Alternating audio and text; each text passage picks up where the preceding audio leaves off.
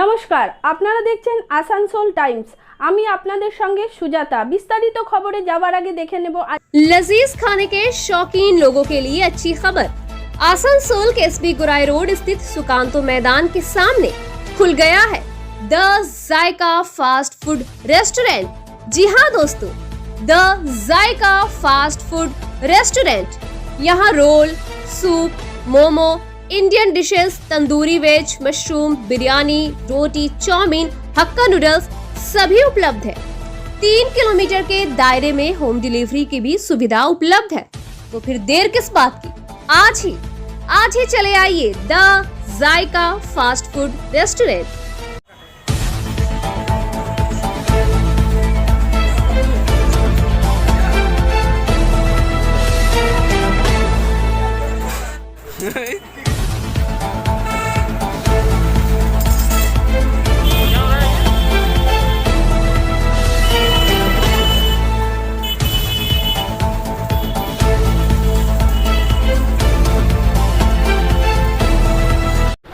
গরু পাচার মামলায় অভিযুক্ত অনুব্রত মণ্ডল আসানসোল সংশোধনাগারের জেল হেফাজতে আছেন।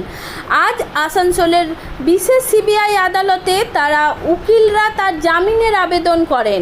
সিবিআইয়ের পক্ষ থেকে এই আবেদনের তীব্র বিরোধিতা করা হয় এবং বলা হয় যে তার বিরুদ্ধে কিছু গুরুত্বপূর্ণ অভিযোগ আছে এবং তার নামে বহু বেনামি সম্পত্তির হদিশ তারা পেয়েছেন, তাই তাকে আরও জিজ্ঞাসাবাদ করার প্রয়োজন আছে। এই যুক্তি দেখিয়ে সিবিআইয়ের পক্ষ থেকে তার জামিনের আবেদন এর বিরোধিতা করা হয়। বিচারক দুই পক্ষের যুক্তি শোনেন এবং অনুব্রত মণ্ডলের জামিনের আবেদন খারিজ করে দেন এবং পরবর্তী শুনানির দিন হিসাবে 5ই অক্টোবর, 14ই অক্টোবর এবং 29শে অক্টোবর দিন ধার্য করেন। দেখেছেন যে আজকে আমরা জামিনের আবেদন করি শ্রী অনুব্রত মণ্ডলের। তো সেখানে সেই জামিনের আবেদনে আমাদের মুখ্য বিষয়বস্তু ছিল যে উনি 40 দিনের ওপরে কাস্টাডিতে রয়েছেন। এখানে যে প্রধান অভিযুক্ত যার নামে এফআইআর হয়েছিল শ্রী সতীশ কুমার, তিনি প্রথম দিনেই তিনি 32 দিনের মাথায় জামিন পেয়েছিলেন। এছাড়াও বেশ কিছু অভিযুক্ত যাদের আরও গুরুতর অপরাধ বলে চিহ্নিত করেছে সিবিআই তাদের চার্জশিটে, তাদেরকে এখানে সামন করে ডেকে পাঠানো হয় এবং দিনের দিন জামিন হয় এবং দিনের দিন জামিন হওয়ার পরে সেই জামিনের বিরোধিতাও সিবিআই করেননি বা উচ্চতর আদালতে জামিনকে চ্যালেঞ্জ করে ক্যান্সেলেশন অফ বেলও যাননি। তো সেই মর্মে যদি on the ground of parity, অর্থাৎ একইভাবে যদি সবাইকে দেখতে হয়, তাহলে শ্রী অনুব্রত মণ্ডলেরও জামিন হওয়া উচিত বলে আমরা আবেদন করি আদালতের কাছে। যদিও আমাদের সেই আবেদন গৃহীত হয়নি। আবেদনের বিরোধিতা করে সিবিআইয়ের তরফ থেকে বলা হয় যে ওনার বিরুদ্ধে অভিযোগটা অত্যন্ত গুরুতর এবং বেশ কিছু বেনামি সম্পত্তি ওনার নামে পাওয়া গেছে নাকি।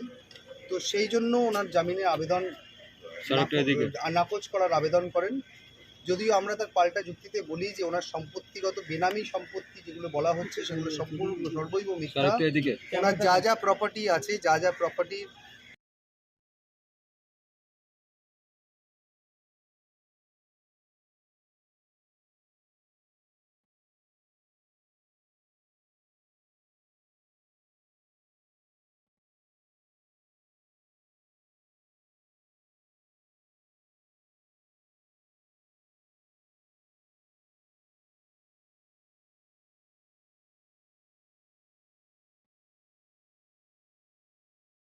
আগামী 29শে অক্টোবর অবধি ওনাকে জুডিশিয়াল কাস্টাডিতে দেওয়া হয়েছে। সাইকাল হোসেনেরও একটি আবেদন ছিল, আমাদের গয়না ফেরতের দাবি ছিল। সেখানে গয়না ফেরতের তরফ থেকে ওদের সিবিআইয়ের তরফ থেকে বলা হয় যে এখনও ওই গয়নাগুলো নিয়ে পরীক্ষা নিরীক্ষা চলছে, তাই জন্য এই মুহূর্তে আমরা আবেদনকে পোস্টপন করাই। আমরা বলি যে এই যতদিন পরীক্ষা নিরীক্ষা চলছে, এই পরীক্ষা নিরীক্ষা হয়ে যাওয়ার পরে আমরা এই আবেদনকে প্রেস করবো আদালতে, তাই জন্য ওটাও অ্যাডজর্ন হয়েছে আগামী 29শে অক্টোবর। টেকনিক্যালি কতদিনে জেলা পর্যন্ত? এই টেকনিক্যালি 14 দিনের বেশি দেওয়া যায় না, তাই জন্য 3টে ডেট রয়েছে অর্ডার শিটে, 5 তারিখ, 14 তারিখ এবং 29 তারিখ, অর্থাৎ 5ই অক্টোবর, 14ই অক্টোবর এবং 29শে অক্টোবর। যেহেতু 5ই অক্টোবর কোনো শুনানির সম্ভাবনা নেই, পুজোর ছুটি, 14ই অক্টোবর কোনো শুনানির সম্ভাবনা নেই, পুজোর ছুটি, তাই প্রোডাকশনেরও সম্ভাবনা নেই। কারণ আপনারা জানেন ছুটির সময় 5ই অক্টোবর, 19শে অক্টোবর এবং 29 তারিখ, এই প্রত্যেকটা ডেটগুলো কিন্তু পেপার ওয়ার্ক ভুল 14 তারিখই ছিল। 5, 14 এবং 19, 29 এবং সেই জন্য এই পার্টিকুলার ডেটগুলো কিন্তু কার্যত দেওয়া হয়েছে তারিখগুলো, কিন্তু সেই তারিখগুলোতে শুনানি হবে বলে আমার কোনো সম্ভাবনা দেখতে দুটো এনজিওর কথা বলছিল যে এনজিও থেকে নাকি নগদে প্রচুর টাকা লেনদেন হয়েছে, অনুব্রত দুটো এই এনজিওর সঙ্গে যোগ রয়েছে, সিবিআই যেটা বলে থেকে। দেখুন, সিবিআই এখনো পর্যন্ত যা যা দাবি তুলেছেন প্রত্যেকটা দাবির বিরুদ্ধে আমাদের সঙ্গত ডকুমেন্টস রয়েছে এবং এরকম কোনো এনজিওর সাথে যোগসূত্র শ্রী অনুব্রত মণ্ডলের নেই, বা যেখান থেকে অবৈধভাবে লেনদেন হয়েছে এরকম কোনো কিছুই নেই। বেশ কিছু সাসপেক্টেডের কথা বলা হচ্ছে, যাদের নাম উঠে আসে তদন্ত করতে গিয়ে আসলে অনুব্রত মণ্ডল যোগ পাওয়া যাচ্ছে। এরা তো দেখুন এখন তদন্ত করছে, সেই তদন্তে কার কার কোথায় কোথায় কোন সাসপেক্ট খুঁজে পাবেন সেটা সম্পূর্ণ তদন্তকারী সংস্থার ব্যাপার। কিন্তু অনুব্রত মণ্ডলের সাথে আমরা দাবি রেখে বলছি, অনুব্রত মণ্ডলের সাথে এই গরু পাচার বা গরু স্মাগলিংয়ের কোনো সম্পর্ক নেই। ঠিক আছে। আসানসোল পৌরসভার বিরোধী নেত্রী ও কাউন্সিলর চৈতালি তেওয়ারি আজ তার বাসভবনে এক সাংবাদিক সম্মেলন করেন। এখানে তিনি আসানসোল পৌরসভার কর্তৃপক্ষের বিরুদ্ধে একরাশ অভিযোগ করেন। তার সাথে এই সাংবাদিক সম্মেলনে প্রাক্তন কাউন্সিলর মধুমিতা চ্যাটার্জি, ভৃগু ঠাকুর এবং বর্তমান কাউন্সিলর গৌরব গুপ্তা সাংবাদিকদের মুখোমুখি হন। তারা সকলেই এক স্বরে বর্তমান পৌরসভার বিরুদ্ধে অভিযোগ করেন যে তারা আসানসোল পৌরসভার নাগরিকদের সঠিক নাগরিক পরিষেবা দিচ্ছেন না। বিশেষ করে উৎসবের মৌসুমে মানুষ জল পাচ্ছে না, স্ট্রিট লাইট এবং রাস্তার অবস্থা বেহাল, কিন্তু পৌরসভার কর্তৃপক্ষে সেদিকে ভ্রুক্ষেপই নেই। চৈতালি তেওয়ারি পরিষ্কার বললেন, যদি পুজোর মৌসুমে মানুষকে অসুবিধার সম্মুখীন হতে হয় তাহলে পুজোর পর তারা বৃহত্তর আন্দোলন নামবেন। চেয়ারম্যান যারা সবাই রয়েছেন এমআইসি, ওনাদের পদক্ষেপ আপনারা দেখতেই পাচ্ছেন। আজ আমাদের প্রত্যেক ওয়ার্ড থেকে খবর আসছে জল সরবরাহ ঠিকভাবে হচ্ছে না, টাইমলি জল দেওয়া হচ্ছে না। যেই জায়গায় 2 ঘন্টা 3 ঘন্টা জল চলার কথা ছিল সেই জায়গায় 10 মিনিট 15 মিনিট জল চালু করে বন্ধ করে দেওয়া হচ্ছে। আজ আপনারা আরেক খবর আপনাদের কাছে জানাতে চাই যে আমাদের প্রত্যেকটা ওয়ার্ড থেকে যে মেনটেনেন্সে যে লাইট যাচ্ছে, সেই লাইট যদি খুলে নিয়ে যাওয়া হচ্ছে যে মেনটেনেন্স করব, সেটা 1 মাস 1 মাস পর এসে সেই লাইটটি লাগানো হচ্ছে। অনেক বৃদ্ধা রাস্তাঘাট দিয়ে চলাচল করে, তাদের কত পরিষেবার কত অসুবিধার সম্মুখীন তাদেরকে হতে হচ্ছে। ওনারা এগুলোর কিন্তু কোনো রকম দেখাশোনা করছেন না। আজ সাফাইয়ের ক্ষেত্রে যে এত যে ডেঙ্গু ছড়িয়ে গেছে, আপনারা জানেন যে সব জায়গায় যেভাবে ডেঙ্গুর মাত্রা বেড়েছে সেরকম আমাদের আসানসোলেও ডেঙ্গুর মাত্রা বেড়ে চলেছে। কিন্তু এই ডেঙ্গুতে আমরা দেখতে পাচ্ছি ডেঙ্গুর মাত্রা এত বেড়ে যাওয়াতেও কোনো এলাকায় ভালোভাবে সাফাই কর্মীদেরকে দিয়ে পরিষ্কার পরিচ্ছন্ন করানো হচ্ছে না। তাহলে কি আসানসোল কর্পোরেশনের যারা দায়িত্বে রয়েছেন তারা কি এটাই ঠিক করে রেখেছেন যে ডেঙ্গু যখন পুরোপুরি হয়ে মানুষ মারা যাবে তখন কি আমাদের আসানসোল কর্পোরেশন পরিষ্কার পরিচ্ছন্ন হবে? আর আরেকটা কথা, আজ আমাদের যে মানুষজন এত যে ট্যাক্সের টাকা দিচ্ছে, সেই টাকা তাহলে যাচ্ছে কোথায়? মানুষ তো টাকা দিচ্ছে, ট্যাক্স তো আপনারা টাইমলি ট্যাক্স মানুষের কাছে নিচ্ছেন, তাহলে সেই ট্যাক্সের টাকা আপনারা কি করছেন? যে মানুষের পরিষেবা যদি দিতে না পারবেন তাহলে আপনারা ট্যাক্স কিসের জন্য নিচ্ছেন? আমাদের ট্যাক্সের পয়সা কলকাতায় যাচ্ছে, কলকাতা কর্পোরেশনের মাধ্যম দিয়ে আজ চারিদিকে আমরা দেখছি আলোয় ছয়লাভ, এত সুন্দরভাবে পরিষ্কার পরিচ্ছন্নভাবে কলকাতা রয়েছে। আর আমাদের আসানসোল এইভাবে বঞ্চিত হবে? আমাদের আসানসোলের জন্য মানুষ ট্যাক্স দিচ্ছে না, আমাদের আসানসোলের মানুষ ভোট দিচ্ছে না, তাহলে এই মানুষদেরকে এত অত্যাচারের সম্মুখীন কেন হতে হবে? এগুলো কি হবে? আমরা এর জন্য আরেকটা কথা যেটা আমার কাছে বলার হচ্ছে যে আপনারা জানেন যে ট্যাঙ্কারে যে জল দেওয়া হতো, সেই জল অনেক গরিব মানুষ আছে যাদের দরকার হয় ফ্রিতে দেওয়া হতো, 250 টাকার মধ্যে দেওয়া হতো, এখন সেটি 400 টাকা করে দেওয়া হয়েছে। তাহলে মানুষ কোথা থেকে এইসবগুলো পারবে করতে? মানুষের টাকাতে আজ আপনারা সব কিছু ভোগ করছেন আর আপনারা মানুষকে পরিষেবা দেবেন না? এটা তো হতে পারে না।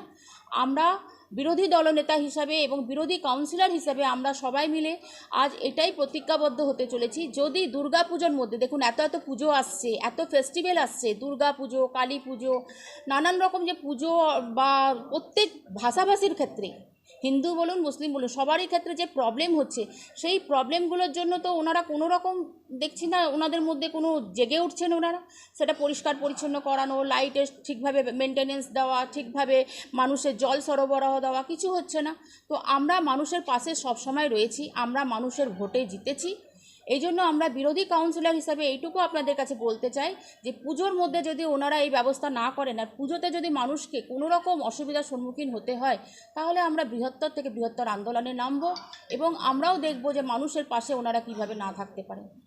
আর বাকি কথা আমার আরও ভাই বোনরা রয়েছে, বিগত কথা বলুন আর এখনকার কথা বলুন, ভাই বোনরা বাকি কথাটা আপনাদের জানাবেন।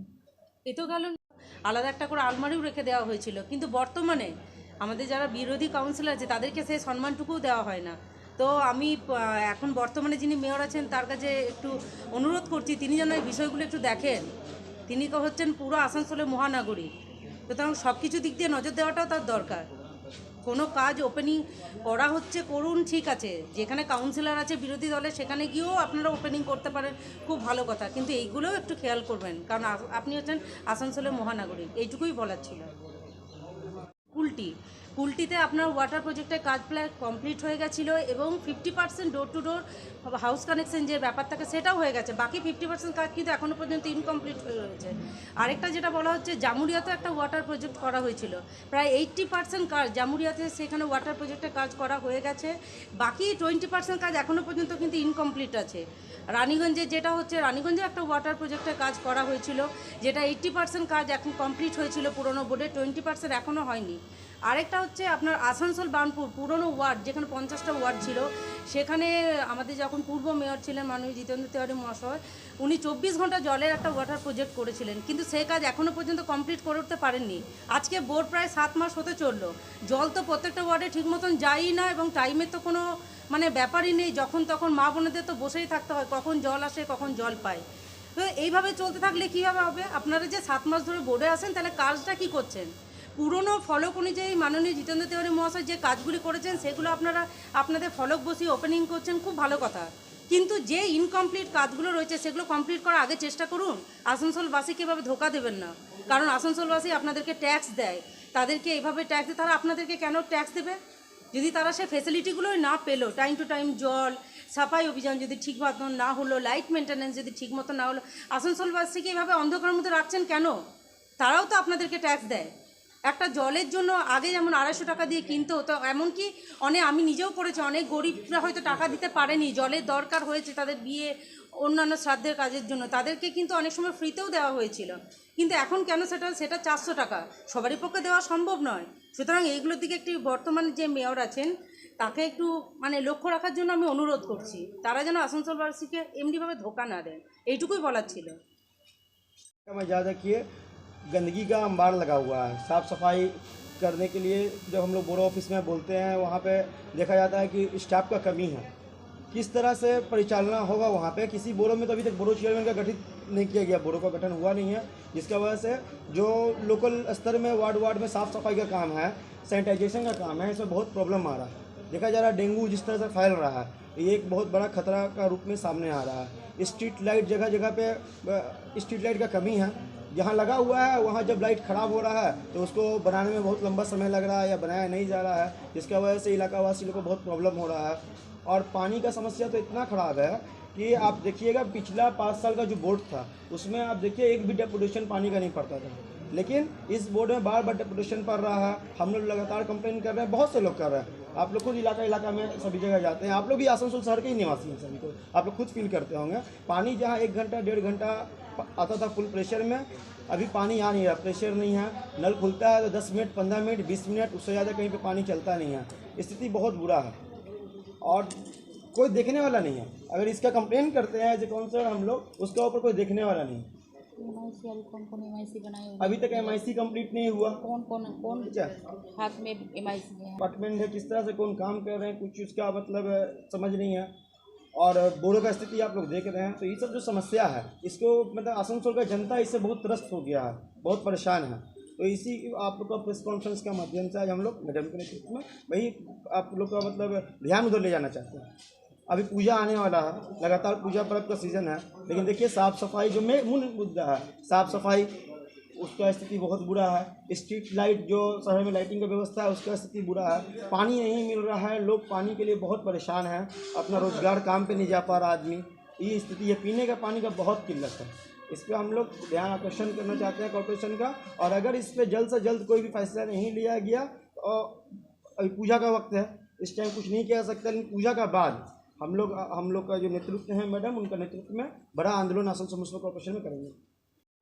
पूर्व जब हम लोग जब बोर्ड में थे तो जल के लिए कभी भी किसी प्रकार की कोई समस्या नहीं, और जो काम पेंडिंग थोड़ा बहुत रह गया वो अभी तक हुआ नहीं, जैसे रानीगंज, जामुड़िया, कुल्टी और आसनसोल, ये चारों जो घर घर कनेक्शन करने का जो काम था वो काम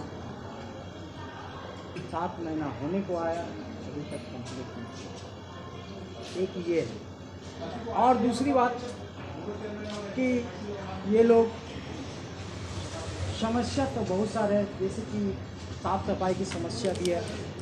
आप रोड में जाइए, देखिए रोड के किनारे बहुत सारा कूड़े का अंबार, मेन जीडी रोड में कूड़े का अंबार लगा हुआ है, तो वार्ड में तो है ही है।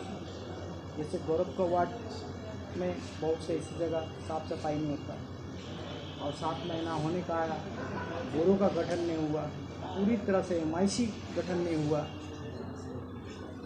चौथी बात कि ये लोग छप्पा से जिस तरह से जीत के आया, छप्पा का तरह काम कर रहा, तो हम माननीय मेयर साहब को हम अनुरोध करेंगे कि हम लोग जो चाह रहे हैं प्रत्येक नागरिक को जो सुविधा मिलना चाहिए वो सुविधा प्रदान करें।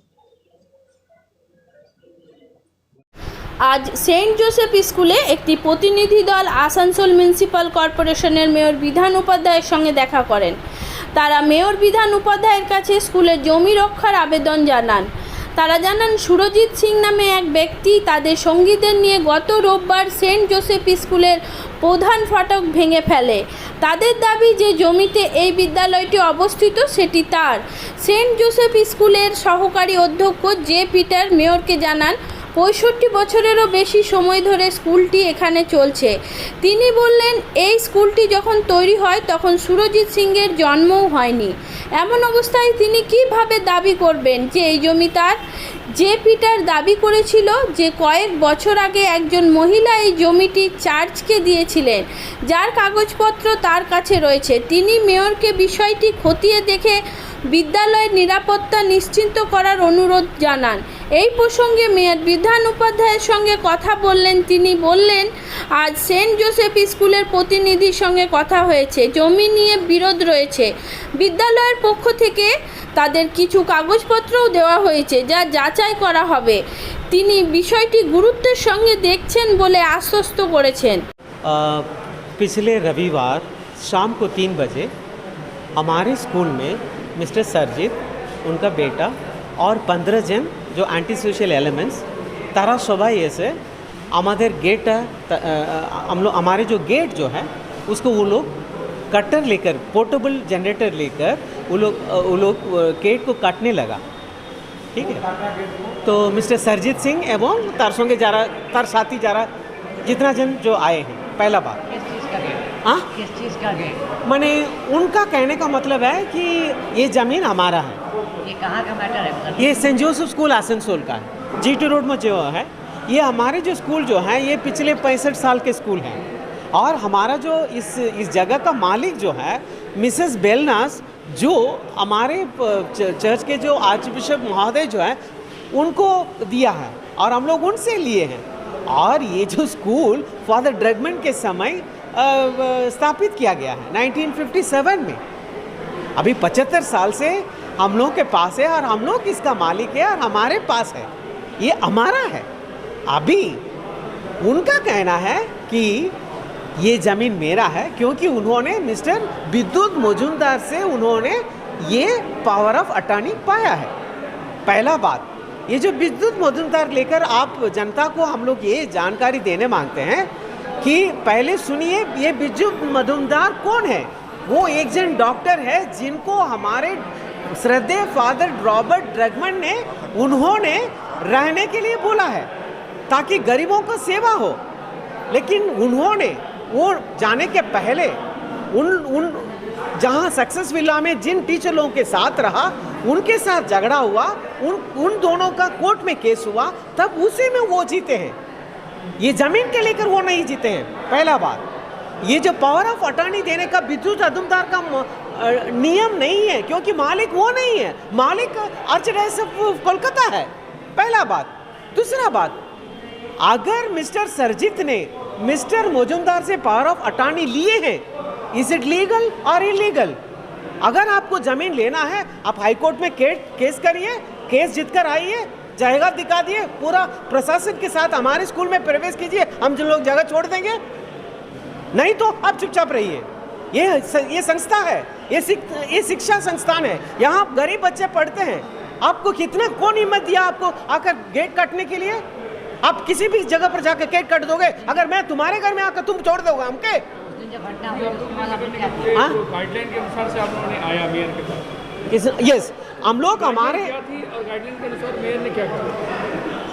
हम लोग हमारे स्थानीय मेयर महोदय से हम लोग यही बात को पहले इस बात को बताने के लिए आए हैं कि हमारे साथ अन्याय हुआ। दूसरा, हम लोग सुरक्षा चाहते हैं। तीसरा, अगर वो